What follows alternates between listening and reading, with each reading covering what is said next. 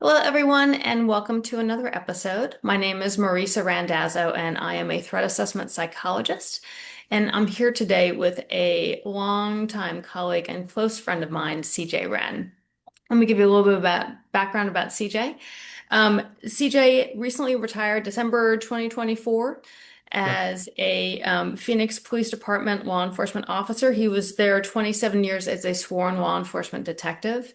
And CJ really kind of set the stage for behavioral threat assessment within the state of Arizona. He was the first sworn law enforcement officer in Arizona to get certification as an NTER Master Instructor. For those of you who know, NTER is the DHS program, National Threat Evaluation and Reporting Training Program to try to spread understanding and awareness about threat assessment nationwide.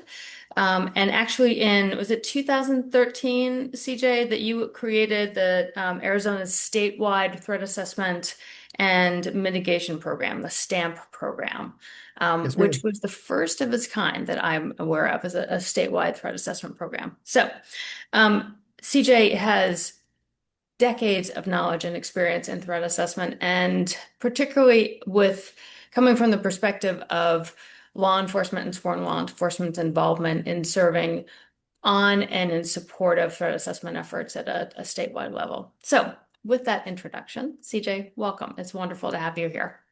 Thank you very much, Marisa. You know what I think of you and what high esteem I hold you in. So the fact that you invited me to do this is just, it's great. Thank you. Thank you. Well, it's wonderful. You and I talk all the time, weekly, if not more often, about all things threat assessment. And there's so many aspects that we've covered. I want to touch on sort of a couple today. I've got more that I know I already want to bring you back and have additional conversations.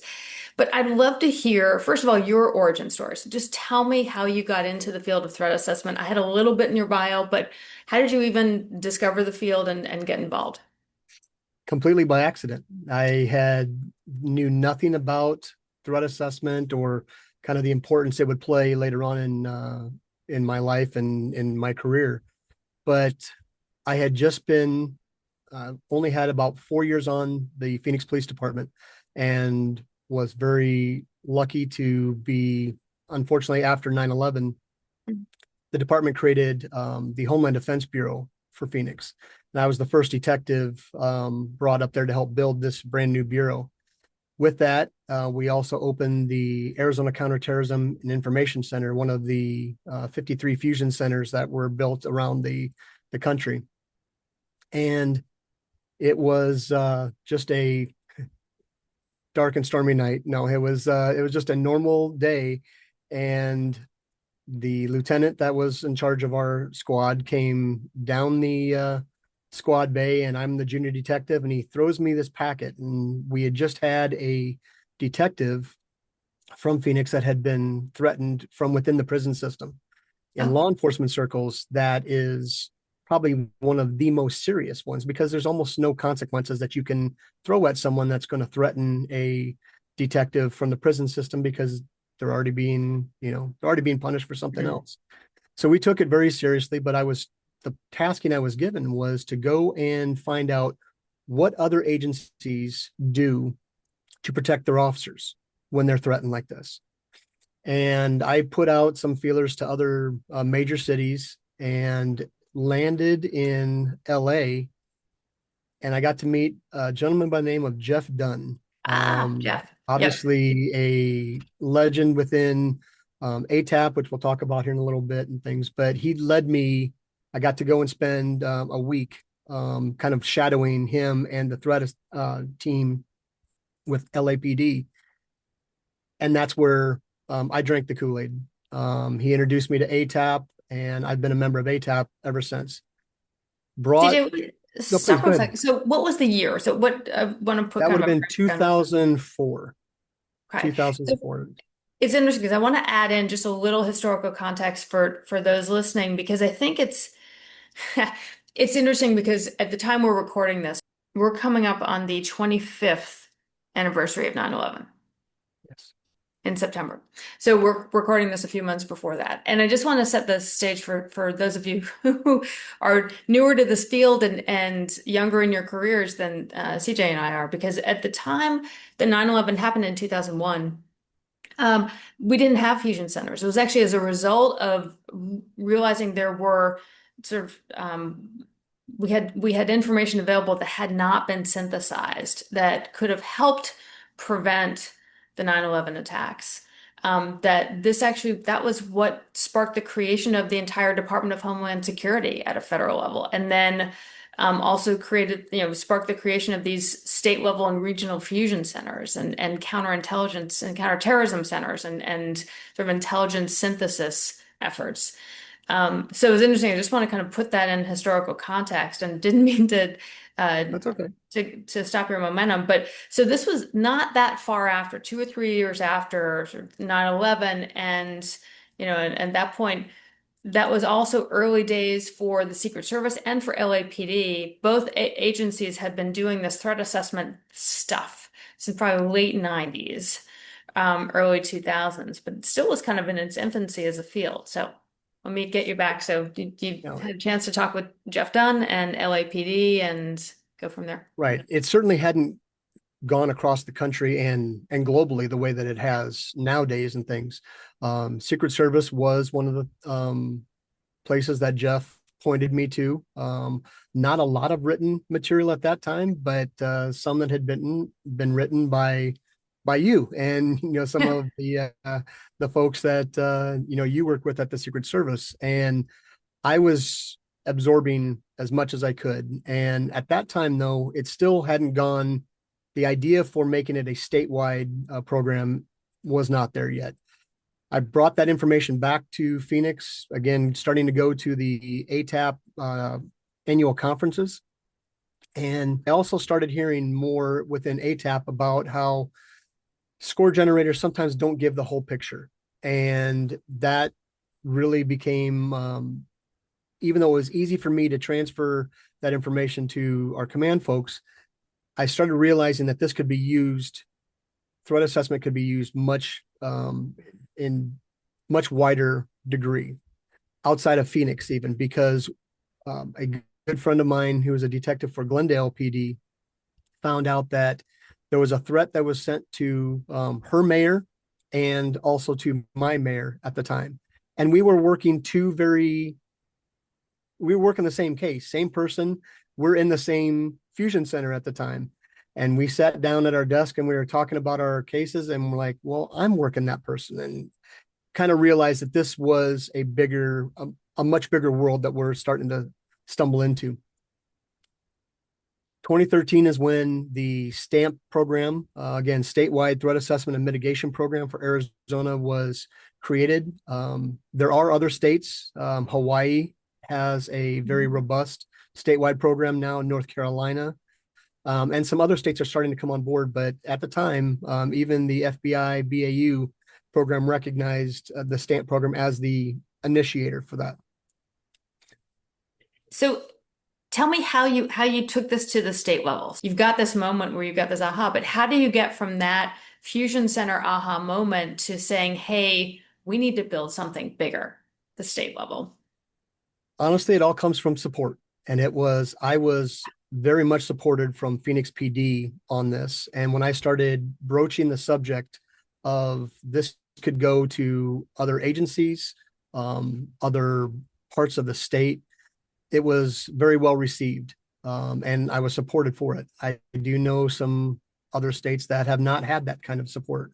And it made it very difficult for them, and they kept trying. But because I was already at the State Fusion Center, that we started looking at grants that were coming in to support efforts on counterterrorism and things. And I'll tell you, in the early days, 2013 to 2015, I actually had a lot of pushback when we're trying to get those grants approved, because they said that threats were not terrorism. And my gut reaction, for those of you that know me, I don't have much of a filter, so I usually speak my mind. And I'm like, tell that to a school that just had an active shooter, that threats were not terrorism. We're trying to get in front of these things, just like we're trying to get the fusion center's job at that time was to get in front of any terrorist events. I saw it as the same thing, and being persistent, going down to the legislature and the Arizona Office of Homeland Security, we finally were able to get that point across. And then some of the funding started coming in to where it was supported.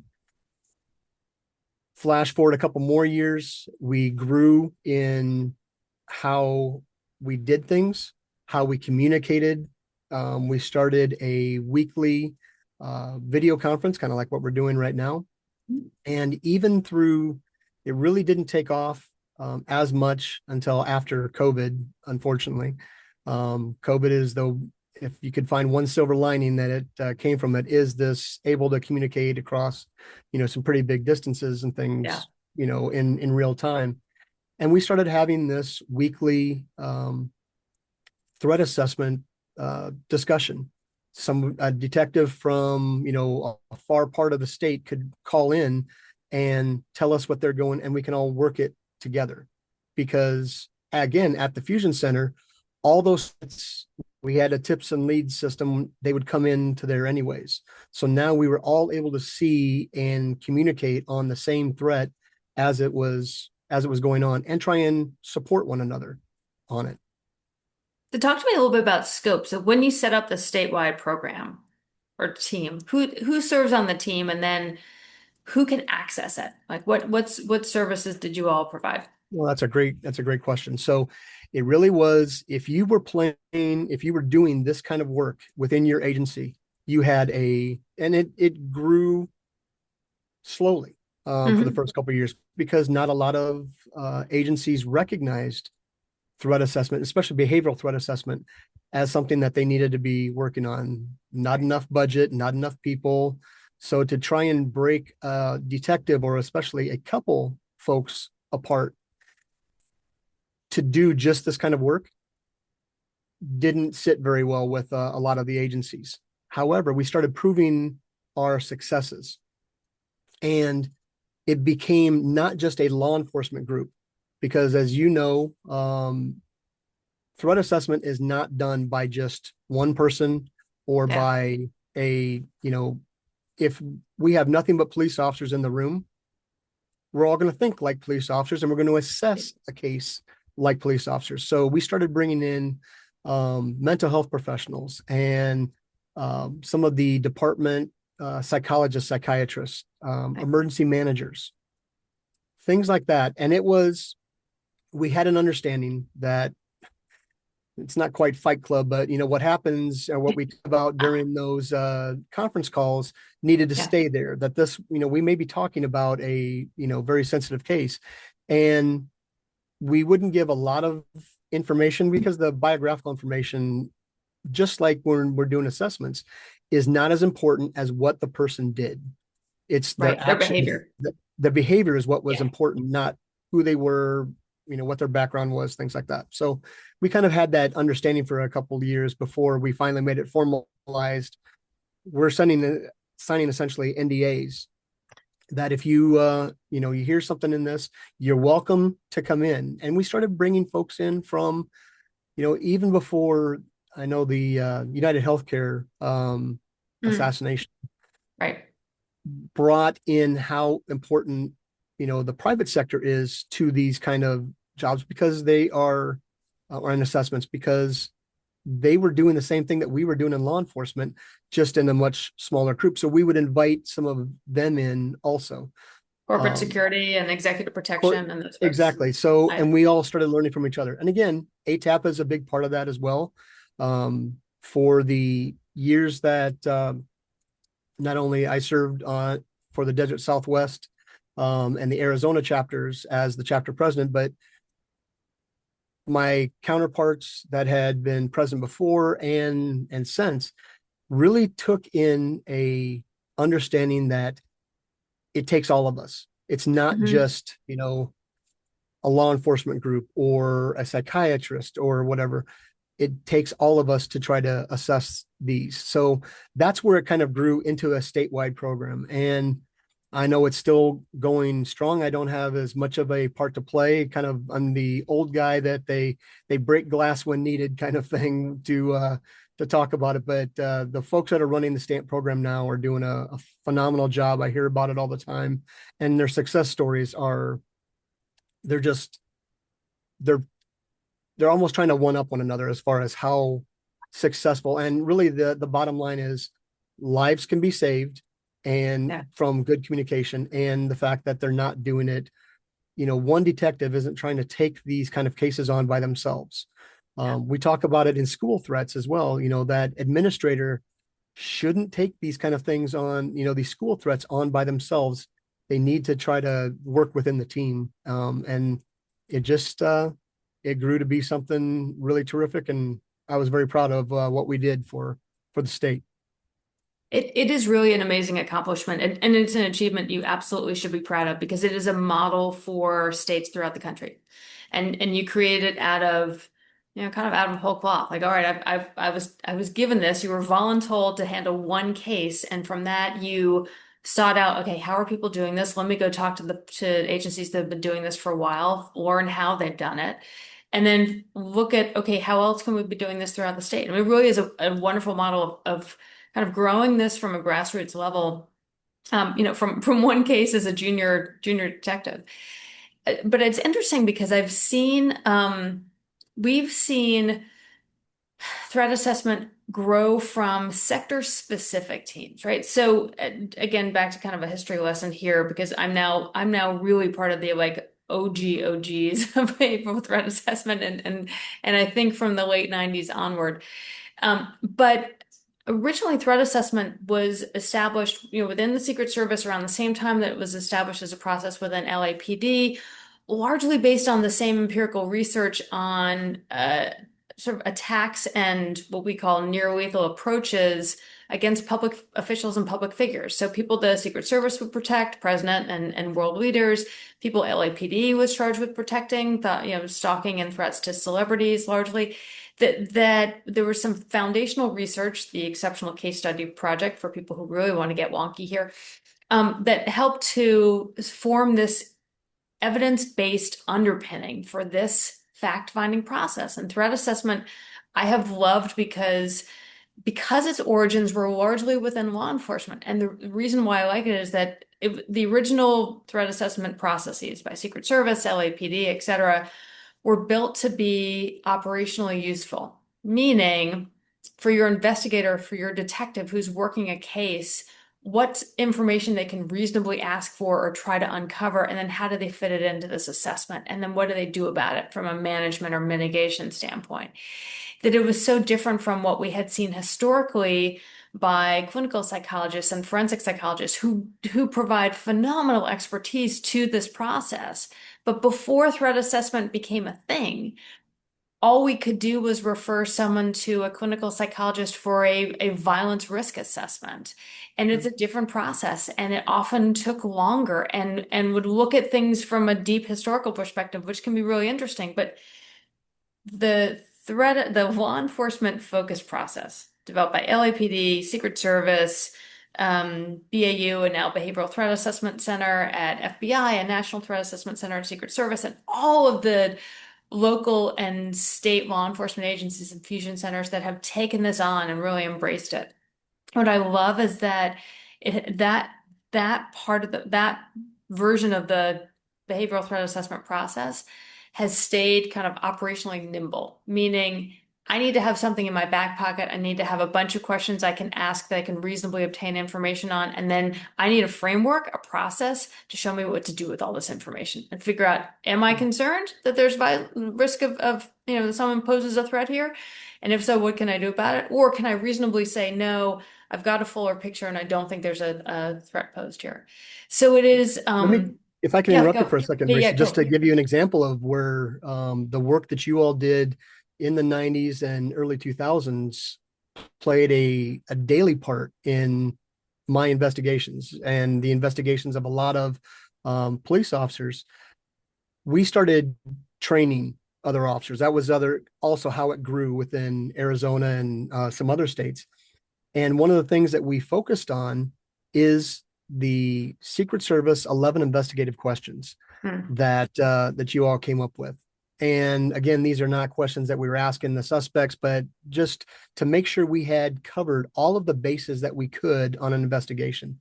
And I will tell you that it hung, the 11 questions hung in front of my computer, from the really big computers down to the smaller ones that we went through over the years.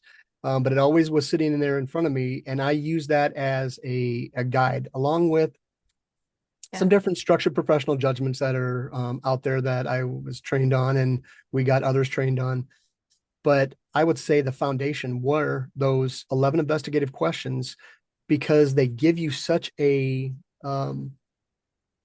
better understanding of where the person, where the grievance, or, what their ideation behind um, threatening came from. Are others concerned? Are there mental health issues that we need to address? Things like that. It's just how you all came up with those 11 questions that seem to cover the gamut. And I know that over the last couple of years, certain groups have increased the number and things like that. But I think still the 11 that you came up with, um, I'll never call you an OG because that infers Well, old. so But let me give full credit where credit's due, because those 11 questions were originally developed by um, Brian Voskul, who was a special agent and I think at the time was an assistant special agent in charge, Dr. Robert Fine, forensic psychologist, and then with additional work from John Berglund, another special agent, and Dr. Randy Borum, another psychologist, who really helped to create that very first protective intelligence guide. And it was guide for state and local law enforcement on running protective intelligence investigations. And for those of you who don't know, protective intelligence is the synonym for threat assessment. I mean, that they two sure. essentially mean the same thing. It is a proactive investigation designed to protect and prevent. And so so that was where the 11 questions came from. And then my contribution there was partnering with Brian Bosco and Dr. Robert Fine on our K-12 version of that, studying school shooters, to then translate that into use for a school threat assessment process. And then later with Dr. Jean Deisinger and some of our other colleagues to translate that for higher education as well. So I benefit as much from those 11 key questions that preceded my time at the Secret Service, but they are foundational. And I have joked that it should be a challenge coin contest, that, name the 11 or name this number 6 out of the 11. And if you can't, you go owe someone a challenge coin. But it's remarkable to think back that one study done in the late 90s had such, and then with additional work by LAPD and research by Reed Malloy and Stephen White, Dr. Stephen White, like just so foundational that these a couple of individuals within this field conducted research that has really set the stage for the rest of us to benefit from and do this good work and put these processes into place. So thank you for the compliment, and I'm going to pass it right along to the folks who preceded me and really did develop those 11 investigative questions. I've got to say too, I have been very blessed by those that came before me in law enforcement. I mean, you have Dave Okada, you've got Bill Zimmerman, who also was one of the OGs that came Oh, in. geez. Yeah. Um, you know, he was the first outside of LA that from the US Capitol Police that Yeah. also took such a where threat assessment became such a big impact. They do more threat assessments than most other agencies all put together, in a time, and that's still to this day. But I already mentioned Jeff Dunn. It's not a large grouping of police officers that were given the support within their agencies to be able to do this. So I find myself very lucky to be in and I'm not in the same stratosphere as what they are, and they're working and things like that. But it was they they paved the road for those of us in law enforcement that, we can show that because of their successes, that this works and that law enforcement should absolutely be, whether it's school-based, higher ed based, law enforcement does have a part to play.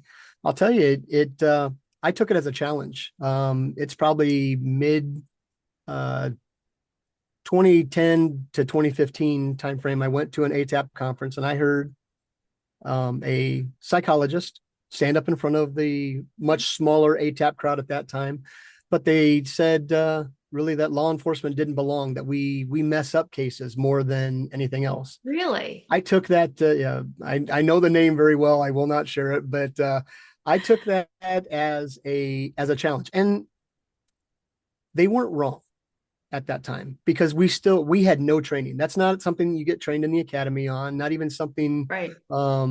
further out there weren't classes for this back at that time, and we would ask sometimes the wrong questions of victims that could kind of hurt cases or maybe not assist the victims in these cases as much as we could. We were focused on, well, we can make the threat go away if we just arrest the bad guy or the bad person in this. And that's not, it doesn't end there. And that's where I took it as a challenge when I heard him say this, and have tried to make sure that any case that we're involved in, myself or anyone that has trained with me or anything, that we are an asset to the team. Not, it should never be that law enforcement takes over the threat assessment. There are parts that we need to lead. There are parts that we need to follow and be supportive of the other members of these teams when we're doing these cases. And I think the tone has changed over the years.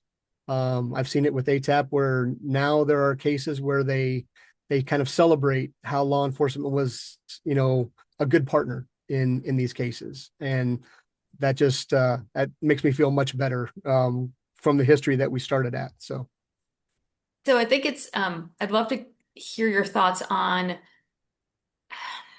what do you credit with helping law enforcement to make that sea change? Because it really was a total shift in mindset. And I want to make sure you come from local law enforcement and then worked at a statewide level. I come from federal law enforcement and have done training for local and state.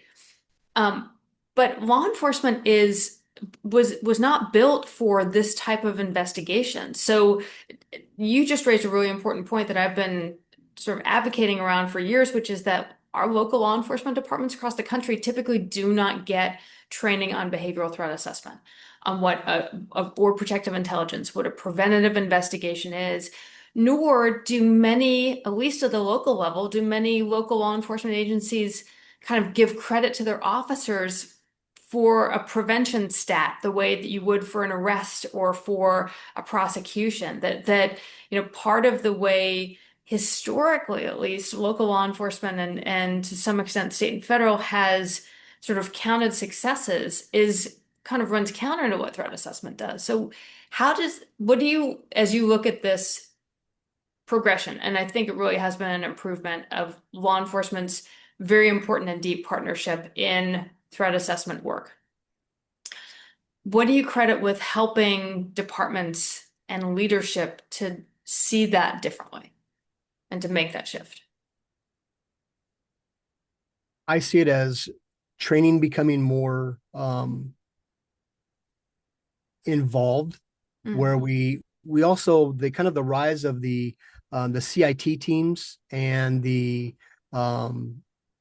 Explain those that. two, that's the critical incident teams that can go out, and where we see where it started kind of helping out law enforcement and public safety folks of how these incidents that we see day in, day out. I just read a stat the other day. It was a meme on social media, but it something to the effect that public safety see, 600 plus traumatic incidents within their career, whereas most folks only see maybe one or two in their entire lifespan. The rise of the CIT teams and things trying to help out officers, firefighters, other public officials, that how we dealt with those things Mm.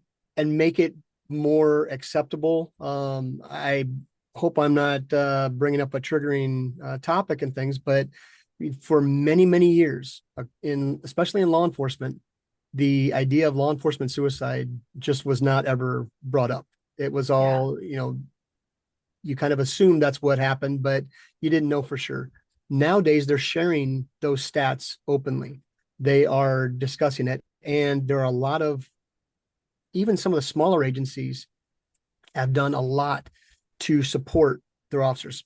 Now, going back to your question specifically, that's where a lot of us started to realize that we could be doing much more. We're not in the dragnet days of just the facts, ma'am, those kind Yeah. of Right. things. It's now, how is this affecting you?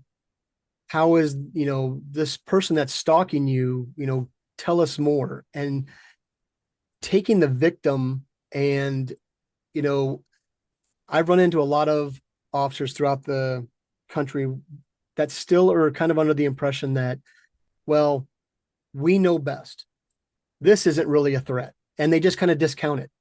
Absolutely the wrong way to look at it. In fact, there are even some state laws now that dictate it's how the victim feels about this threat, not what the police officer does and Oh, things like right. that. Like So stalking laws and stuff. Yeah. exactly. And that, I think, made it more, we weren't just going from case to case anymore. Now we're starting to get involved and realize we can provide, it's not just like I mentioned earlier, it's not just about arresting the suspect. It's Yeah. about how can we help this um, male or female victim move on from this? How can we help Yeah. make sure that they feel safe when we leave, that we're not just there to take a report and then they're on their own? You can go into, it's not really what we're talking about in B-Town, but are their homes secure? Do they have the right locks? Do they have Mm. cameras? Does that even make them feel safe? Because you can put the most locks and cameras and things like that on a place and someone still feel very, very unsafe. So it's about how they feel, what's going to work for them, and what doesn't. And that's where I think I've seen the greatest growth in law enforcement, as we are partnering with the other team members to be able to provide that recovery, or at least being able to better deal with these kind of traumatic incidents that and threats that people go through.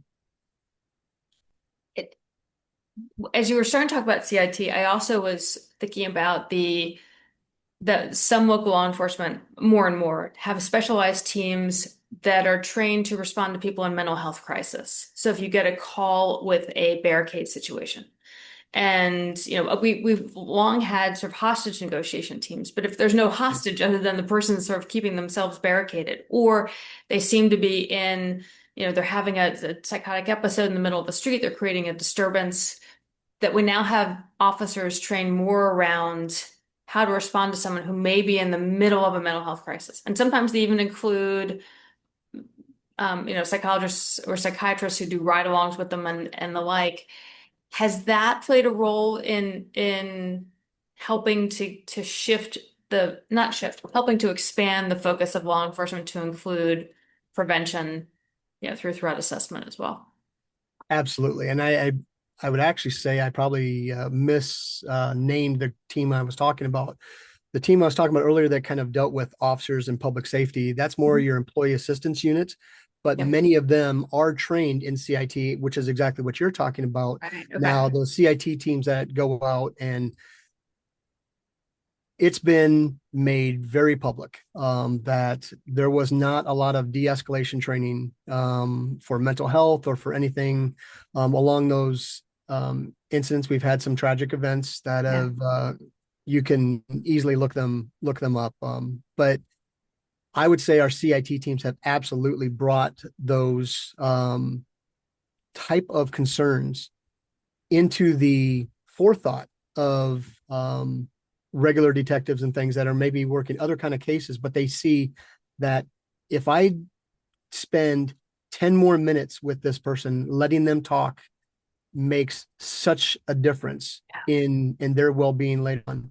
And you brought up another point, and one of I I know we're talking kind of globally here and things, but I'm very proud of, and it's not even my agency, the Tempe Police Department out here. They were one of the first that partnered with the psychologist. They have a group called Care 7 out in Tempe, Arizona that travel with law enforcement. And they have had such amazing success stories of dealing with people that are going through a mental health crisis and being able to work in partnership, law enforcement and, the mental health field, to be able to, talk someone down, to be able to talk someone Mhm. through whatever they're going through. Some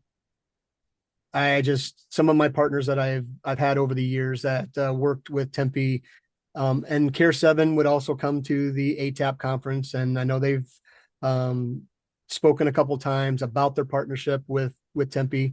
I wish that kind of success on other areas around the country, that they adopt that kind of, because it seems like it would be more focused and, manpower intensive and things like that, but it actually is saving a lot of those patrol officers that might not be trained, that if you get that CIT team or those co-responder teams is what they're called, Mhm. those Okay. co-responder teams out there where they can take the burden off of patrol and stay with someone that may need extra time. Whereas patrol, they're unfortunately as busy in a lot Yeah. of major and smaller cities. They just don't have the time to be able to give to that or the training. But these CIT teams do have that. So that's a great point that you brought up. So last question for you, and then I definitely want to have you back. I've got a bunch of other questions and different angles I'd love to discuss. But last question for this episode. If you had a magic wand for threat assessment or a wish list, what would you love to see changed or improved? Anything. Training, personnel, unlimited funding, whatever. How many wishes do I get? I'll give you one for now. I'll give you others Okay. in other episodes. One for now would be more training.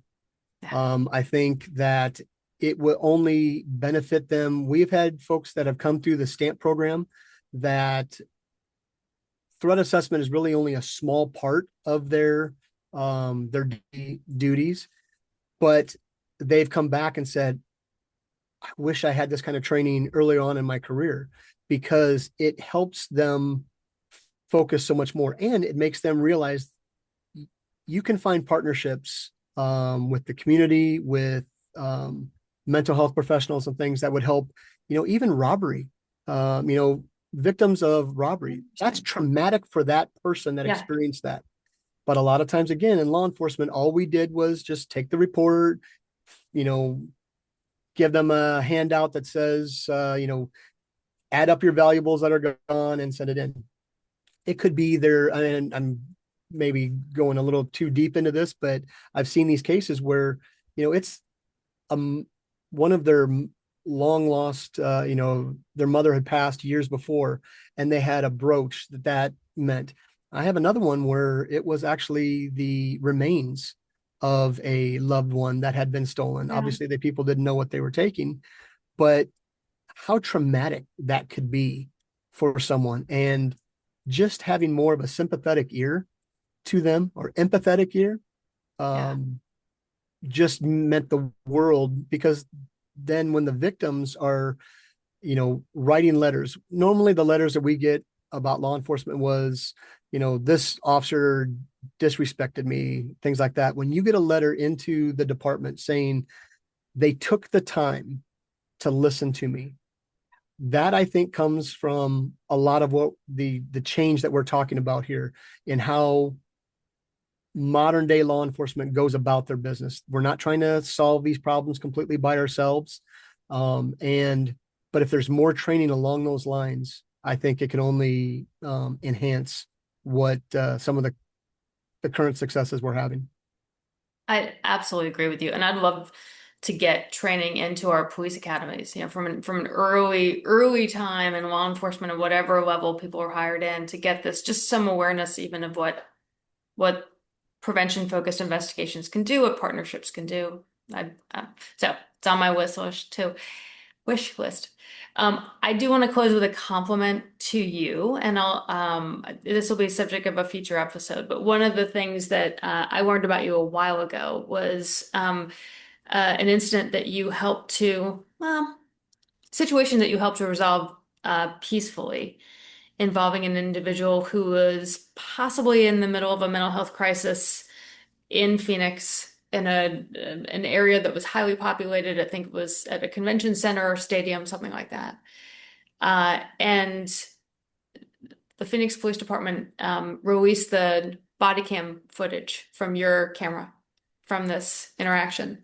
And I just want to sort of leave this as a teaser for when we have you back and to talk about this and other aspects. But um, it was such an incredibly heartwarming video to watch because you approached this person who was in real distress, and when they disclosed to you that they had recently lost a loved one and they were struggling, your response as a law enforcement officer was not, okay, well, you need to keep it down, you're disturbing the peace, and get out of here or anything.